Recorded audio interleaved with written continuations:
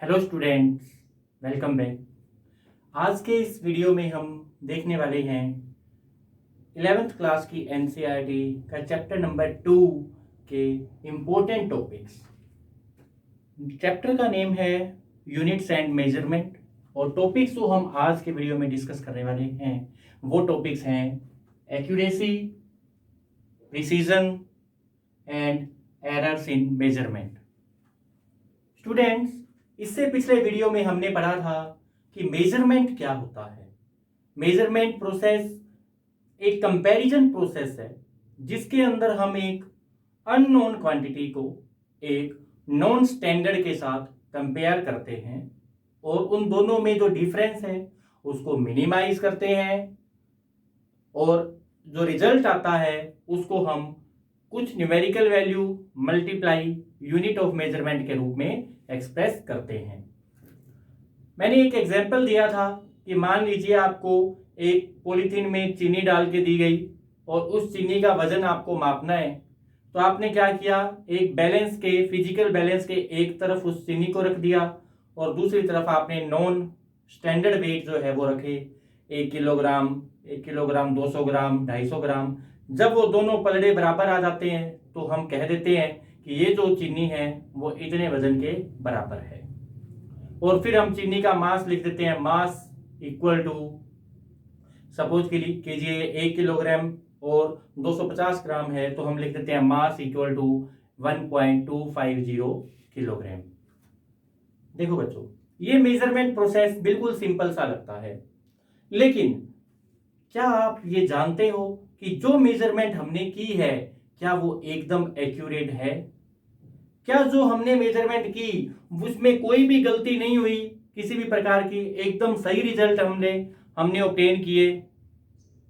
ऐसा नहीं है, क्योंकि अगर मैं आपको बोलूं कि आप वही चीनी आप दोबारा से किसी इलेक्ट्रॉनिक वेइंग मशीन से मेजर करो कि उसका मास कितना है, इलेक्ट्रॉनिक मशीन से मेजर करो तो डेफिनेटली ये पूरी तरह से 1 किलोग्राम 250 ग्राम नहीं आएगी। हो सकता है कुछ ये रिजल्ट आ जाए, जैसे आपने फिजिकल बैलेंस से मापा मास तो आया 1 किलोग्राम 250 ग्राम और जब आप इलेक्ट्रॉनिक वेइंग मशीन से मापो तो आपके पास ये लिखा आ जाए 1 किलोग्राम 274 ग्राम। कुछ भी आ सकता है, ऐसा भी आ सकता है 1 किलोग्राम 247 ग्राम। इस प्रकार से आपके पास कुछ भी रिजल्ट ऐसे हो सकते हैं। तो आपने देखा कि वही चीनी हमने अलग अलग बार मेजर करके देखी वही, लेकिन हमारे पास जो रिजल्ट आते हैं वो अलग अलग आते हैं, हर बार सेम नहीं आते। तो हम क्या माने, हमारी कौन सी कैलकुलेशन एकदम सही है, कौन सी एकदम एक्यूरेट है, इसके बारे में तो हमें कभी पता ही नहीं लगेगा। तो बच्चों, जो किसी चीज की असली वैल्यू होती है, ट्रू वैल्यू होती है, उसे हम कहते हैं ट्रू वैल्यू। मतलब वो जो उसकी एग्जैक्ट जो वैल्यू है, आपने जो चीनी तोलने के लिए लेके आए उस चीनी का जो असली जो वजन है उस असली मास को हम कहेंगे ट्रू वैल्यू। और जो आपने मापी, आपने जो वजन तोल के देखा, जो मापने के बाद आपको पता लगा, उसको कहते हैं मेजर्ड वैल्यू। एक होगी ट्रू वैल्यू जो उसका असली मास है, एक होगी मेजर्ड वैल्यू जो आपने मापी। इन दोनों में कुछ ना कुछ अंतर रहता है, कुछ ना कुछ, चाहे थोड़ा अंतर रहे चाहे बड़ा बड़ा अंतर रहे, कैसा भी रह सकता है, कुछ ना कुछ अंतर रहता है। और इन दोनों के डिफरेंस को, ट्रू वैल्यू और मेजर वैल्यू, इन दोनों के डिफरेंस को कहते हैं एरर, एरर इन मेजरमेंट। मतलब हमारे मापने में कुछ त्रुटि रह गई, हमारे मापने में कुछ गलती रह गई, इस गलती को, इस ट्रू वैल्यू और मेजर वैल्यू के डिफरेंस को, इसके डिफरेंस को हम कहते हैं एरर इन मेजरमेंट। ठीक है बच्चों, तो हम मेजरमेंट के ही दो बड़े इंपॉर्टेंट कैरेक्टरिस्टिक्स पढ़ने वाले हैं। एक कैरेक्टरिस्टिक्स है एक्यूरेसी और दूसरा कैरेक्टरिस्टिक्स है प्रिसीजन।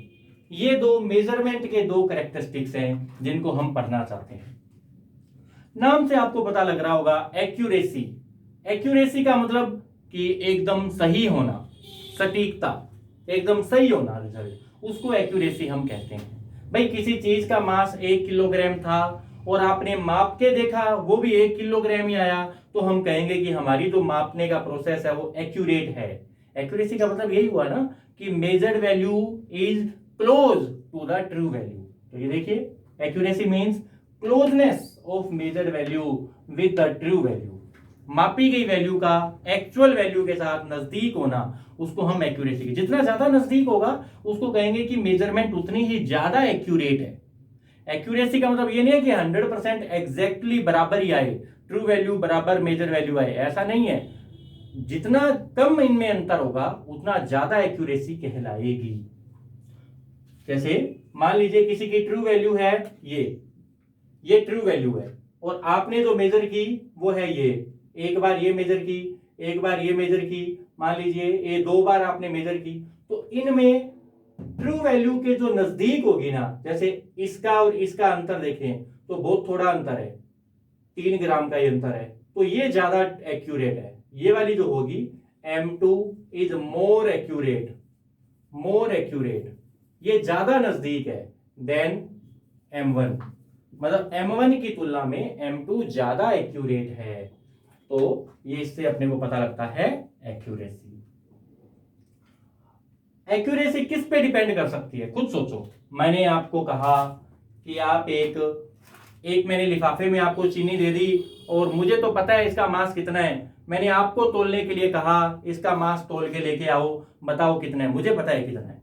अब मैंने आपको तोलने के लिए बोला और आपने तोल के उसके अलग अलग मास मुझे बता दिए, एक ने कहा 1.274 किलोग्राम, एक ने कहा 1.247 किलोग्राम, एक ने कहा 1.260 किलोग्राम, तो सबने अलग अलग मास उसके मुझे बता दिए, सबने अलग अलग बता दिए। अब देखते हैं कौन सी वैल्यू ज्यादा एक्यूरेट है। तो बच्चों जो ट्रू वैल्यू, मुझे पता है ट्रू वैल्यू कितनी है, तो ट्रू वैल्यू के जितनी पास होगी वो उतनी ही ज्यादा एक्यूरेट होगी। लेकिन अब मैं ये जानना चाहता हूं ये अंतर क्यों आए।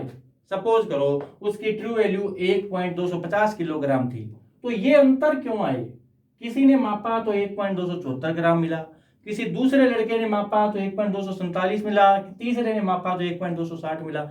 ये अंतर क्यों आ रहा है, इसके कारण क्या है। इसका मतलब एक्यूरेसी किन किन फैक्टर पे डिपेंड करती है, कब एक्यूरेसी ज्यादा आएगी और कब एक्यूरेसी कम आएगी, ये चीज हम देखते हैं। आप सोचो एक्यूरेसी किस पे निर्भर कर रही होगी, क्या मापने की टेक्निक पे निर्भर कर रही होगी, बिल्कुल कर रही होगी। सपोज करो एक ने बैलेंस में इस तरफ चीनी रखी, इस तरफ वजन रखा, और दोनों को बराबर किया ही नहीं।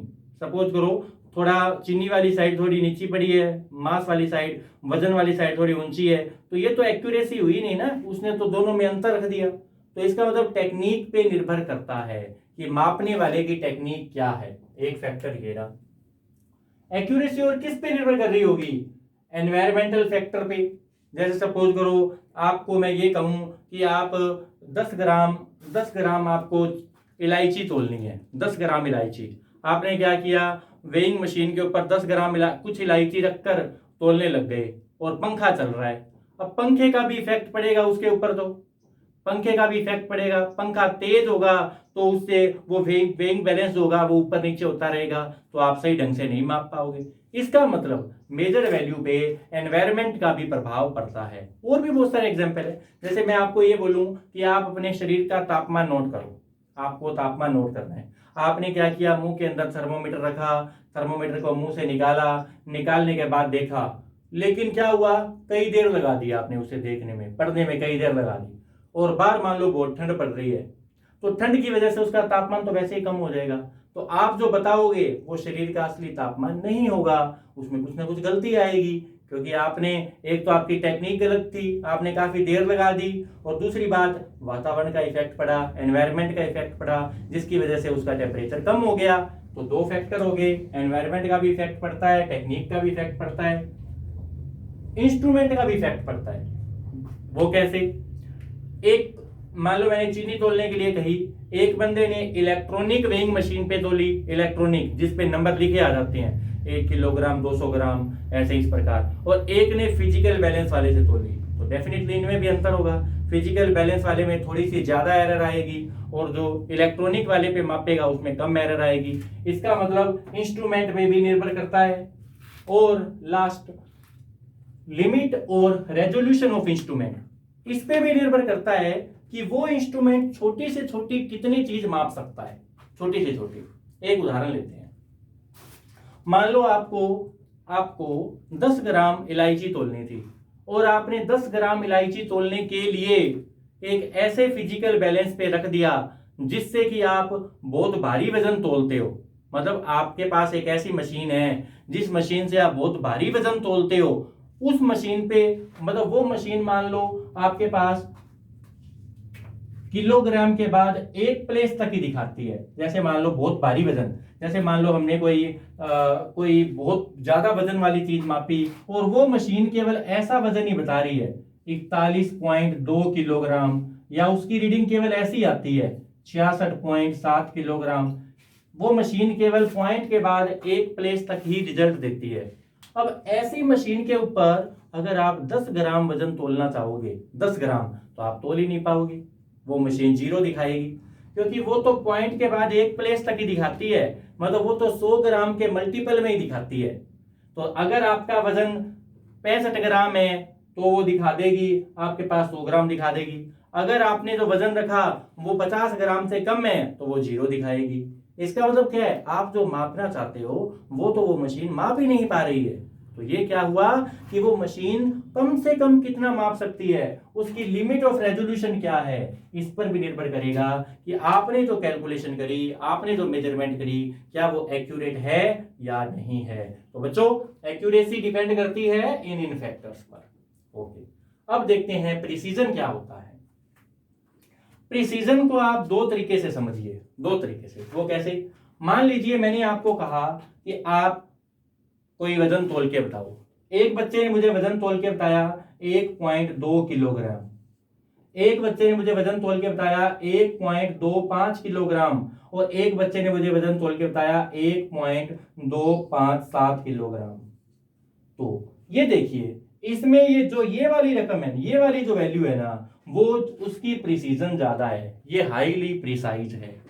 मतलब प्रिसीजन का मतलब है कि कोई भी मेजर्ड वैल्यू है वो कितनी छोटी से छोटी लिमिट तक मेजर की जा सकती है, छोटी से छोटी रेजोल्यूशन तक मेजर की जा सकती है। प्रिसीजन का मतलब हो गया नजदीक, आपस में नजदीक से नजदीक छोटी से छोटी वैल्यू हम माप पाए। ये देखिए, तो जो छोटी से छोटी वैल्यू तक माप पा रहा है वो हाईली प्रिसाइज है। तो मैंने इसकी दो डेफिनेशन लिखी है, नीचे वाली देखिए, precision tells us the limit और रेजोल्यूशन ऑफ क्वांटिटी, मतलब वो कितनी लिमिट तक माप पा रही है, ये हमें प्रिसीजन से पता लगता है। जितनी छोटी लिमिट तक माप पाएगी उतना समझ लो ज्यादा प्रिसाइज है। जैसे ये केवल 100 ग्राम के मल्टीपल में माप पाती है, ये 10 ग्राम के मल्टीपल में माप पाएगी, और ये 1 ग्राम के मल्टीपल में भी माप पाती है। तो ये वाली ज्यादा प्रिसाइज है, जो जितनी ज्यादा छोटी से छोटी माप सकती है वो ज्यादा प्रिसाइज है। ठीक है, तो ऐसे प्रिसीजन पता लगता है। एक और भी डेफिनेशन है प्रिसीजन की। प्रिसीजन का मतलब होता है closeness of measured value with one another, मापी गई वैल्यू का एक दूसरे के नजदीक नजदीक होना, उसे हम प्रिसीजन कहते हैं। मापी गई वैल्यू का एक दूसरे के जितना नजदीक नजदीक होगी ना वो एक दूसरे के, उसको भी हम प्रिसीजन कहते हैं। जिसका मैं एक एग्जांपल देता हूं। ये देखो, मापी गई वैल्यू कितनी एक दूसरे के नजदीक नजदीक है वो ज्यादा प्रिसीजन होगी। एक बच्चे ने कुछ वैल्यू मापी, मान लो राम ने ये वैल्यू मेजर की, वो वैल्यू क्या बताई इसने, 1.2 kilogram, 1.4 kilogram, 1.6 kilogram, 1.3 kilogram, 1.5 kilogram, ये राम ने मेजर की। अब एक और बच्चे को मैंने दी, मोहन को, मोहन ने जो वैल्यूज मापी है वो ये है 1.33 kilogram, 1.37 kilogram, 1.29 kilogram, 1.32 kilogram, 1.35 kilogram. ये देखिए, ये मोहन ने मापी है और ये राम ने मापी है। अब आपको ये देखना, मापी गई वैल्यू कितना एक दूसरे के नजदीक है, उनमें कितना कम वेरिएशन है, वो उतनी ज्यादा प्रिसाइज होगी। इसमें देखो, इसमें और इसमें कितने का अंतर आ गया, 200 ग्राम का। ये 1 किलोग्राम 200 ग्राम है, ये 1 किलोग्राम 400 ग्राम है, 200 ग्राम का अंतर। इसमें 200 ग्राम का, इसमें और इसमें 400 ग्राम का अंतर, इसमें और इसमें 100 ग्राम का अंतर, इसमें और इसमें देखें तो 300 ग्राम का अंतर। इसमें अंतर 100 ग्राम, 200 ग्राम, 300 ग्राम, 400 ग्राम, इतने अंतर इसमें आ रहे हैं। अब इसमें देखते हैं, ये 1 किलोग्राम 330 ग्राम, ये 1 किलोग्राम 370 ग्राम, तो इनमें 40 ग्राम का अंतर है, 40 ग्राम। तो यहां आ रहा है 100 ग्राम, 200 ग्राम, 400 ग्राम का अंतर, यहां है 40 ग्राम का। इसमें और इसमें अंतर देखूं तो मेरे पास है 80 ग्राम का, इसमें और इसमें अंतर देखूं 30 ग्राम का, इसमें और इसमें अंतर 30 ग्राम का। तो इनमें जो अंतर है ना वो तो इस ऑर्डर के है, 30 ग्राम, 20 ग्राम, 40 ग्राम, 50 ग्राम। और इनमें जो अंतर है वो है 100, 200 ग्राम, 400 ग्राम, 600 ग्राम, 800 ग्राम। तो इनमें अंतर ज्यादा है, मतलब ये वैल्यू ज्यादा दूर दूर है एक दूसरे से। तो जो ज्यादा दूर दूर है वो कम प्रिसाइज है, लेस प्रिसाइज। तो ये वाली जो है ना वो है लेस प्रिसाइज। और ये जो एक दूसरे के पास पास हैं इसको बोलेंगे मोर प्रिसाइज। ये ज्यादा प्रिसाइज है क्योंकि ये रीडिंग एक दूसरे के पास पास हैं। तो बच्चों इससे आपको मेजरमेंट के दो कैरेक्टरिस्टिक्स के बारे में पता लगा, एक्यूरेसी एंड प्रिसीजन। एक्यूरेसी का मतलब होता है कि मापी गई वैल्यू ट्रू वैल्यू के कितना नजदीक है, मापी गई वैल्यू ट्रू वैल्यू के कितना नजदीक है। और प्रिसीजन से पता लगता है कि जो मापी गई वैल्यू है वो आपस में एक दूसरे के कितना नजदीक है। इससे अपने को पता लगता है एक्यूरेसी एंड प्रिसीजन के बारे में। तो अभी मैं ये साफ करता हूं। देखो बच्चों एक क्वेश्चन अराइज होता है कि जब हम मापने वाली वैल्यू में कुछ एरर ही है तो हमें ये कैसे पता लगेगा कि ट्रू वैल्यू है कितनी। भाई हम जो चीज मापेंगे हमने देखा कि उसके अंदर कोई ना कोई गलती आ ही जाएगी और किसी ना किसी कारण से आ ही जाएगी। हो सकता है कि टेक्निक खराब रह जाएगी मापने की, हो सकता है कि एनवायरनमेंट का प्रभाव आ जाएगा, हो सकता है इंस्ट्रूमेंट खराब था, मतलब किसी ना किसी वजह से कोई ना कोई गलती तो आ ही जाएगी। जब मापने में गलती आएगी आएगी तो हमें ये कैसे पता लगेगा कि ट्रू वैल्यू कितनी है ना। जैसे मैंने आपको ये कहा, मैंने एक थैले में आपको ये दिया कि इसकी चीनी का वजन नोट करके लेके आओ, मुझे उसकी ट्रू वैल्यू पता थी। क्वेश्चन ये उठता है मुझे कैसे पता थी, मैंने कैसे पता लगाया कि इसका मास कितना है। मैंने भी तो किसी से तोल के देखा होगा, किसी से माप के देखा होगा, तभी मुझे पता लगा होगा कि इसकी असली वैल्यू कितनी है। तो असली वैल्यू कैसे पता लगती है, ट्रू वैल्यू किससे पता लगती है। देखो जब हम मेजरमेंट करते हैं ना जनरली हमें ट्रू वैल्यू नहीं पता होती, जनरली हमें नहीं पता होती। फिर हम क्या करते हैं, तो ट्रू वैल्यू किसे लें। ठीक है, मान लो मैंने आपको ये रोड थी, ये कोई रोड है और इसकी लंबाई मापने के लिए बोला, ये रोड की लंबाई मापने के लिए बोला। आपने क्या किया, स्केल से इसकी लंबाई मापी। आपने पहली लंबाई मापी 7.2 सेंटीमीटर, दूसरी लंबाई मापी 7.3 सेंटीमीटर, फिर लंबाई मापी 7.1 सेंटीमीटर। आपने ये अलग अलग बार लंबाइयां माप के देखी है। आपने फिर से इसकी लंबाई मापी 7.2 सेंटीमीटर, फिर से लंबाई मापी 7.3 सेंटीमीटर। ये आपने 5 बार इसकी लंबाई माप के देख ली, आपको नहीं पता इसकी असली लंबाई क्या है।